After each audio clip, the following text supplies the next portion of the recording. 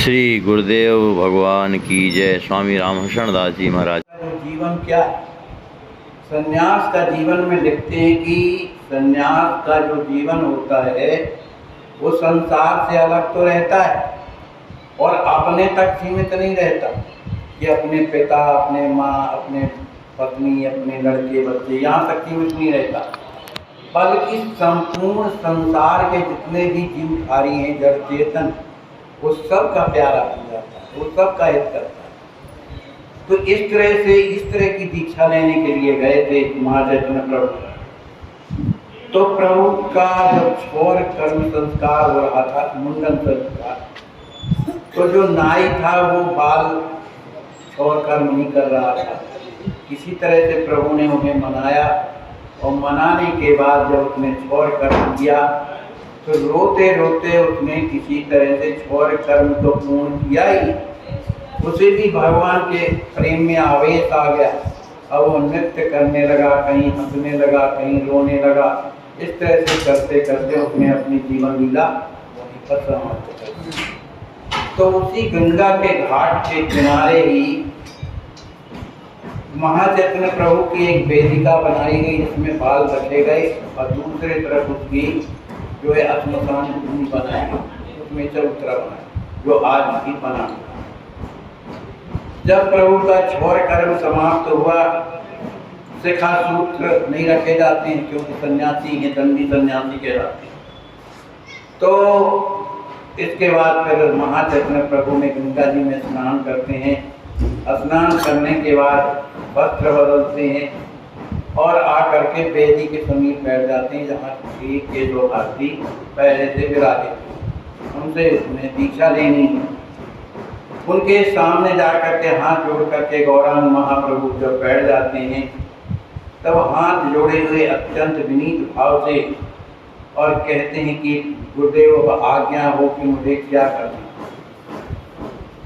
तो गुरुदेव ने पहले सोचने लगे हम करें क्या, क्योंकि उनका भी मन ये नहीं हो रहा था कि ये बालक संन्यास दीक्षा ले, लेकिन उनकी स्थिति को देख करके कुछ कहे नहीं और उन्होंने कहा कि हम ठीक है अभी बैठो आप, हम थोड़ा विचार करें। केशव भारती जी ने तभी उन्हें एक संस्मरण याद आ गया, इनको चैतन्य महाप्रभु। तो चैतन्य महाप्रभु ने हाथ जोड़ करके प्रार्थना किया कि गुरुदेव मैंने सुना है कि जो मंत्र दीक्षा दी जाती है, जो मंत्र दिया जाता है वो बड़ा गोपनीय होता है, किसी से कहना नहीं चाहिए, उन्हें कहने से अपराध पड़ता है। तो केशव भारती कहते हैं कि हाँ आप ठीक कह रहे, ये मंत्र अत्यंत गोपनीय है, इसको जितना ही गोपनीय रखा जाए उतना ही प्रभावकारी। योग जुगुति तप मंत्र प्रभाव हलय जबे जब करे दुराव, छुपा के रखना चाहिए। फिर इसके बाद गौरांग महाप्रभु ने कहा कि एक बात ऐसी है जिसे मैं आपको ही मैं कह सकता हूँ और इधर लोग बैठे हुए हैं इसलिए मैं नहीं कह सकता हूँ, तो मैं आपके कान में कहूँगा।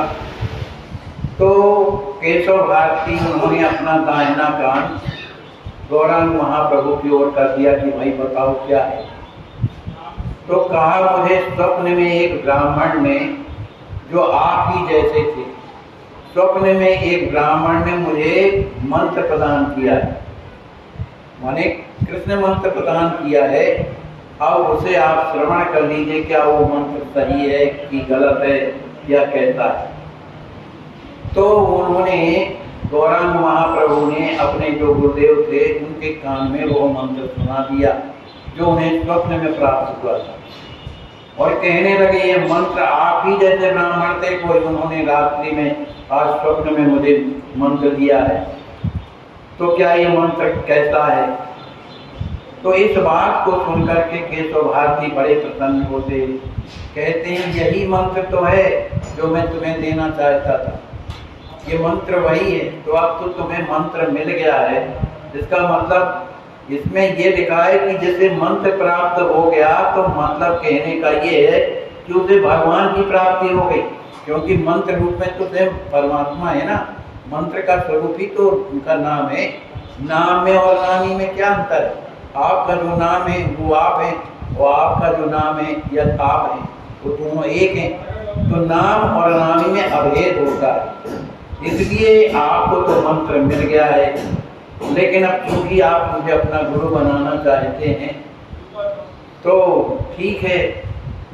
तो छोटा सा एक कपड़ा दिया, कपड़ा लेकर के पहले उन्होंने और भी वस्त्र जो मंगाए, जो पहनाए जाते हैं, कौन से ये वस्त्र थे एकदम अग्नि जैसे, उनको पहनाया।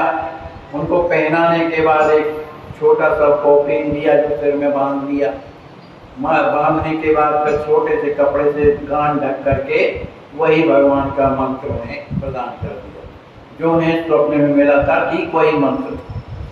लेकिन जैसे ही महाचैतन्य प्रभु के कान में वो मंत्र पड़ा, वैसे वो बड़े जोर से उछलने लगे और प्रेम में रोने लगे, बिलखने लगे, हाँ मेरे श्याम सुंदर, हाँ मेरे श्याम सुंदर, तुम कहाँ हो, मुझे अपना दर्शन दे दो। मन इस तरह की उनकी स्थिति बिगड़ गई, उनके नेत्र बरसने लगे और थोड़ी देर के बाद वो अचेत होकर के पृथ्वी में गिर पड़ते हैं।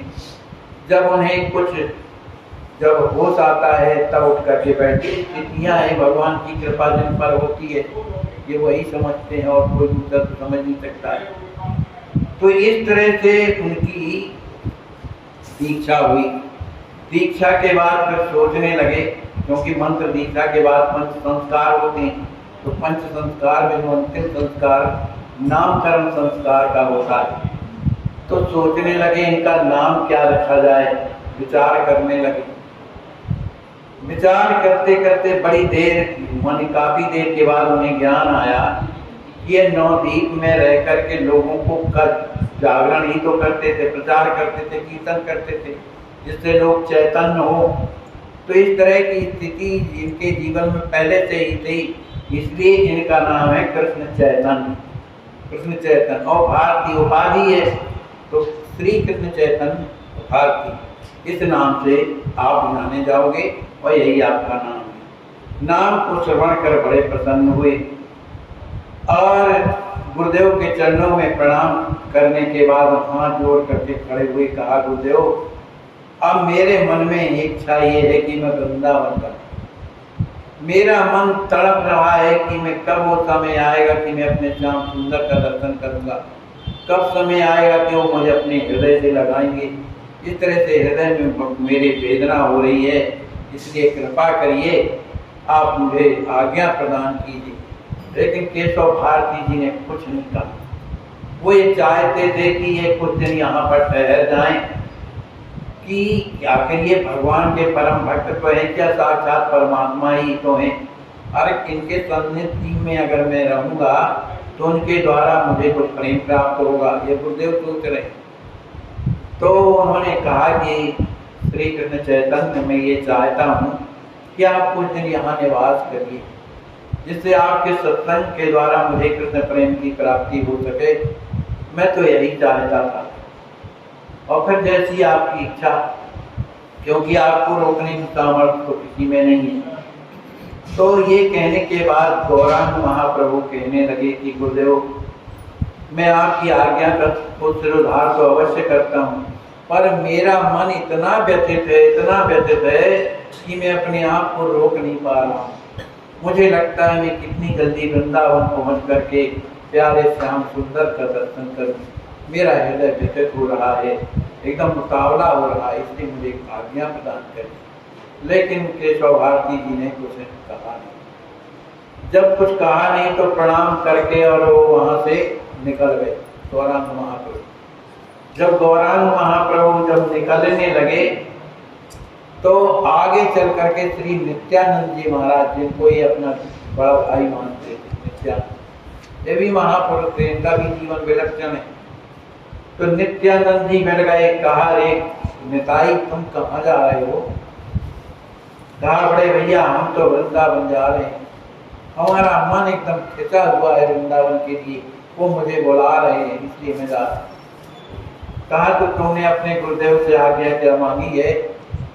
कहा आज्ञा तो मांगी है, लेकिन उन्होंने कुछ उत्तर नहीं दिया है।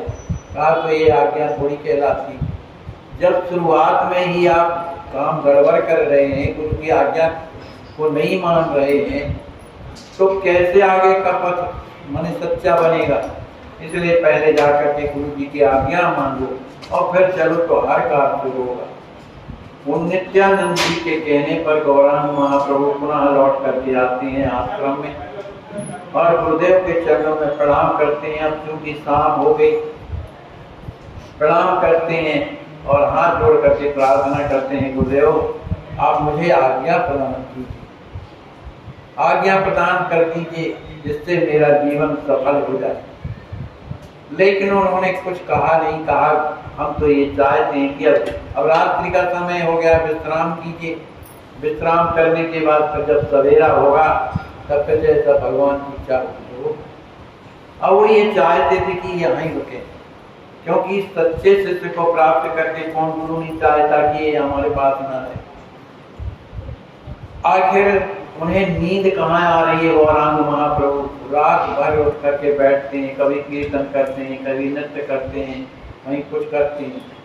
किसी तरह से रात जब व्यतीत हुई, बड़ा सवेरा हुआ, उन्होंने गंगा जी में स्नान किया। स्नान करने के बाद अपना नित्य नियम किया। नित्य नियम करने के बाद गुरुदेव के चरणों में प्रणाम करते हैं और प्रणाम करने के बाद फिर आज्ञा मांगते हैं कि गुरुदेव अब मुझे आज्ञा दीजिए, अब मैं वृंदावन चलूं, मुझे आशीर्वाद दीजिए। जब इस तरह का कहा तो उनके जो गुरुदेव थे केशव भारती जी, उनके नेत्रों में अश्रु आ गए। कहा गौरांग मैं तुम्हें छोड़ना नहीं चाहता, मैं चाहता हूँ तुम जा रहे हो तो मैं भी तुम्हारे साथ में चलूं, अब मुझे अपने साथ में ले जाओ। अब नित्यानंद थे, गदाधर जी थे, मुकुंद दत्त थे, ये सब थे, साथ में रहने वाले हैं। तो उन्होंने कहा गौराई हम भी चलेंगे, तुम्हारे साथ में हम भी चलेंगे। बोलो हम क्या करेंगे, हम इधर रह करके नवदीप में, इसलिए हम तुम्हारे साथ चलेंगे। बेचारे कुछ बोले नहीं। जो भजनानंदी जब प्रेमी हो जाता है उसको ये दुनियादारी अच्छी नहीं लगती कि एक से कोई दूसरा रहे हमारे साथ। कब उसे कैसे भाव आते हैं, कब वो रोता है, कब हंसता है, कब नृत्य करता है, ये तो स्थिति उसकी ऐसी होती है। आखिर कुछ बोले नहीं और वहां से जब चलने लगे तो केशव भारती भी चलने लगे। तो केशव भारती आगे हुए गुरुदेव हैं, उनके पीछे गदाधर जी थे और भी दो चार लोग थे, मुकुंद दत्त थे, ये सब साथ में चलने। जब साथ में चलने लगे तो चलते चलते काफी समय हो गया। जब काफी समय हो गया तो उनके चंद्रशेखर, एक उनके जो महान विद्वान थे, उन्हें अपने पुत्र जैसे मानते थे गौरांग महाप्रभु को, उन्होंने ही दीक्षा करवाई थी। तो उनसे गौरांग महाप्रभु कहने लगे, आचार्य महाप्रभु हम ये चाहते हैं कि अब लौट जाइए आप नौकरी, क्योंकि वहाँ मेरी माँ भी है और भी परिवार के लोग हैं। अब आपसे मैं क्या प्रार्थना करूँ, आप ये चलने की जिद मत कीजिए, मेरी मुझ पर कृपा करिए। आपने मुझे बालक जैसे पाला पोसा है, पिताजी तो बचपन में चले गए थे, इसलिए मेरी प्रार्थना है आपके चरणों में कि आप नवदीप लौट जाएं और जा करके मेरी माँ को सांत्वना देना और ये कहना कि मैं शीघ्र आकर के मैं माँ का दर्शन करूँगा, ऐसा कहना, उन्हें ढाढ़स दिलाना। किसी तरह से वो भी रोते हुए और उनकी आज्ञा का पालन किया। उनके इतने बड़े महान होकर के भी चरणों में प्रणाम करते हैं। प्रणाम करने के बाद जब वो जाने लगे तो महाचैतन्य प्रभु ने उन्हें अपना आलिंगन प्रदान किया, हृदय से लगाया और हाथ जोड़ करके प्रार्थना किया कि आप मेरी माँ को जरूर समझाइएगा और मैं जरूर आऊँगा, दर्शन करूँ। इसके बाद अब रह गए उनके साथ में नित्यानंद जी और मुकुंद दत्त रह गए और गदाधर पास में रहते थे, मन 3 लोग थे। अब चलते चलते रात्रि हो गई तो एक गांव में रुके। तो जिनके यहाँ रुके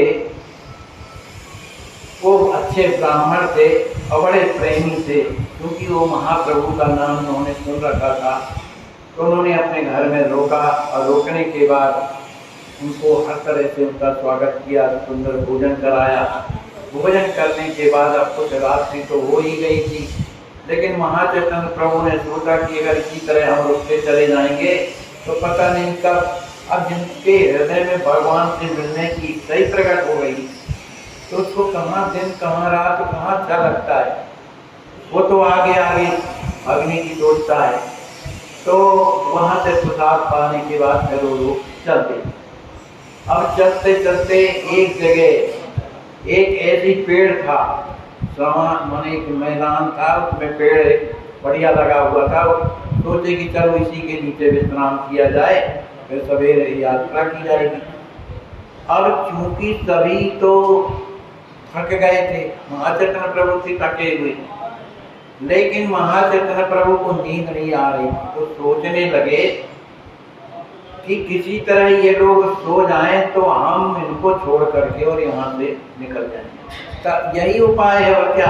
जिस तरह से राम जी महाराज ने अयोध्यापुर वासियों को छोड़ा है ना सोते हुए, इसी तरह से सब निद्रा सब लोगों को आ गई और महाचैतन्य प्रभु धीरे से वहां से उठे और वहां से निकल गए और एकदम पश्चिम दिशा की ओर जाते हैं, जहाँ पर वृंदावन पड़ता है सबसे। वहां जब जाने लगे, अब इधर जब सवेरा हुआ तो ये लोग जगे तो देखा महाचैतन्य प्रभु नहीं है। अब क्या है, इधर उधर ढूंढने लगे। अब महाचैतन्य प्रभु तो काफी दूर निकल गए थे। अब ये अपने आप को कोसने लगे कि देखो ये हमारा शरीर हमारे काम का नाम हो, ये नींद ऐसी है कि इसने हमारे प्रभु से अलग करवा दिया, माने हमारा सब कुछ नष्ट हो गया। हम क्या सोच रहे थे और क्या हो रहा है, पर कोई बात नहीं है। महाप्रभु जहाँ भी होंगे हम जा करके उनसे जरूर उनका दर्शन करेंगे। तो तीनों के तीनों वहां से चलते हैं और यहाँ महाचैतन्य प्रभु एकदम वृंदावन की ओर बढ़ते जा रहे हैं। तो उनके मन में अनेक प्रकार की कल्पनाएं होती हैं कि मैं वृंदावन पहुंचूंगा, मेरे प्यारे श्याम सुंदर मुझे दर्शन देंगे, तब मैं क्या करूंगा, उनके हृदय से निपट जाऊंगा, उनके चरणों की सेवा करूंगा, उधर ग्वाल बालों के साथ में रह करके उन्हीं के साथ में गाय चराऊंगा, जो ग्वाल बाल पाएंगे उन्हीं से कुछ लेकर के और कुछ पा लिया करूंगा। इस तरह की लीला में मस्त थे। अब इस तरह से कभी नाचते, कभी गाते, कहीं रोते, कहीं चिल्लाते और कहीं बेहोश होकर के गिर पड़ते। जब बेहोश होकर के गिर गए तो उन्हें कई घंटों तक होश नहीं आया और ये तीनों लोग ढूंढते हुए चले जा रहे हैं। अब मुकुंद दत्त ने सोचा कि मैं बड़े जोर से अगर गाऊंगा कोई भी श्लोक तो निश्चित रूप से उनके कानों में ये आवाज जब पड़ेगी तो मंत्र मुक्त होकर के वो वहीं पर बैठ जाएंगे।